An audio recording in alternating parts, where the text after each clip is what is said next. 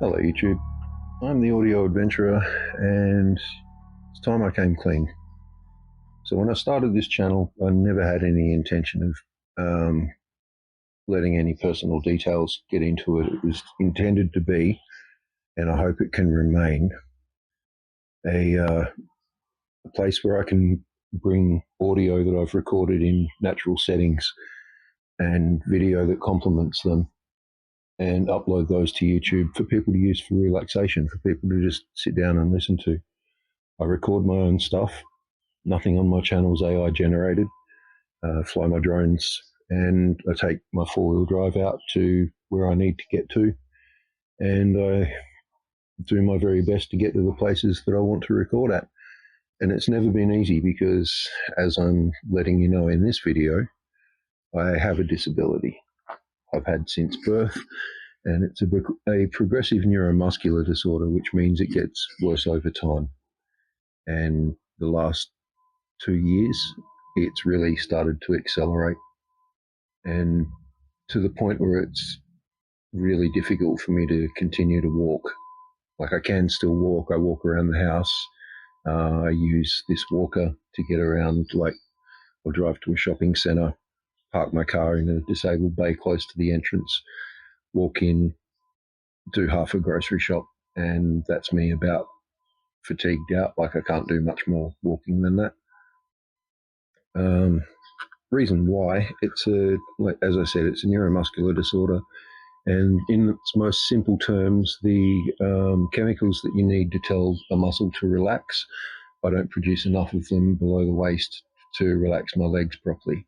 So I'm constantly walking against a muscle. Like, every time I go to take a step, the muscles that are supposed to relax to let the other muscle contract to move the leg forward don't relax. It's quite tiring, and that's why I haven't been uploading much content lately, because it's not just difficult, it's getting close to impossible for me to get to the locations where I want to film. Like, the idea of me parking my car at a car park in a national park and walking a kilometre down a trail is just not an option anymore. That's the reality that physically I'm facing now. So, but on the upside, I'm now a NDIS participant, which means I get government funding for aids related to my disability. This old walker that I've had for years will be getting replaced soon with something a lot more robust. And this is an important thing about the NDIS. Its purpose is to support me in living the life that I was living before before my disability took over.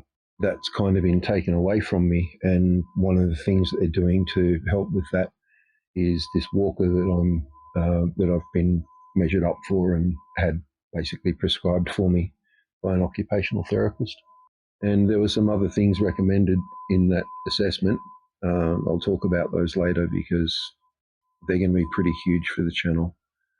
But for the time being, having a more effective walker that makes it easier for me to do the walking that I want to do will at least give me access to areas where I've got fairly easy access to the water side, and I can get down and set up a recording device and set up a camera and get my shot sorted, come back to it in an hour or two and have another video to upload. So stoked to be looking forward to that again, because for a while it's been something that I've wanted to do but known that I can't. Your own body saying, like, no, you can't do the things that make you happy. Sorry. Tough luck. But we'll see how it goes. Look, I don't really want to get into the nature of my disability. I don't want to answer questions about it. I don't want to talk about symptoms. I don't want to hear about, like, magical cures that'll work. And so, yeah, let's just assume that my attitude is nothing works except for the things I'm already doing. So don't bother trying to sell me something. That's probably the best way I can put it. Tell you what has been good. Opiates in particular have been really useful in managing acute sessions. Like, when I get spasms in my back that are so severe that I can't walk, it's usually opiates that I'm given while I'm laying in a hospital to relax, to make the body relax and to deaden the pain from the spasm as well, because they are quite painful. Been living with it my whole life though, so pain's relative to what you're used to, I guess. But one of the best things is, in the last few years,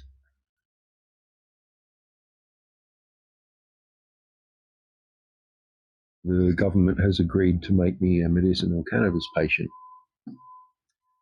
and not just THC, which is good. That's a nice way to handle the pain. It doesn't actually deaden the pain, it just makes it a little bit easier to sit with it. The fact that I've been given something in CBD oil that has removed the need for opiates is the best thing that's happened to me in the journey that I've been on with my disability, closely followed by Botox injections, which I started getting about 8 years ago, and I haven't had a spasm in my back so severe that I couldn't walk that's lasted for more than a day or two, whereas they used to last for months. I'm having a much better time of the worst time, and the good times are getting progressively worse. Like my best day isn't as good as it used to be a few years back, but that's the nature of it, you know, like your best day gets worse year to year. When I say my best day, I mean like the day when I'm physically capable of doing the most intense stuff, you know, doing the most walking the longest distances and not having as much pain the following day or the day after that. That's what I call a good day. Still have to deal with, you know, like the difficulty in walking and the fatigue and the limitations on how far I can go. I've got to deal with that even on my very, very best days, but my recovery time improves on a good day, which is nice. Going to be some changes coming to the channel, and a lot of it's going to have to do with how I get to where I go to do my footage and to get that stuff. I could sort of hide it behind the camera, not make a big deal about it, not make a fuss about it, not even bring anyone else in on it. But there's going to come a time pretty soon when it's going to become really obvious, you know, that for me to get to a location and set up a shoot is a lot of hard work, and sometimes it's too much hard work.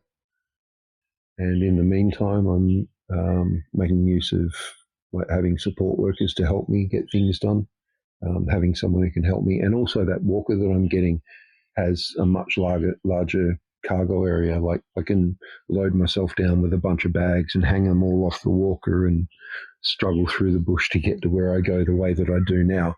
But it's difficult and it's taxing. And now I've got the option of calling up and saying I'd like to get a support worker to help me get a shoot done today. I want to go bush and I'd like to have someone help me with carrying my equipment. Shooting will be a little bit easier, which means I'll be able to manage more of it more often. I have another project in mind that's absolutely huge, that's unlike anything that I've seen anyone do on YouTube, to be honest. Don't want to give too much away about it, other than to say like adventure time.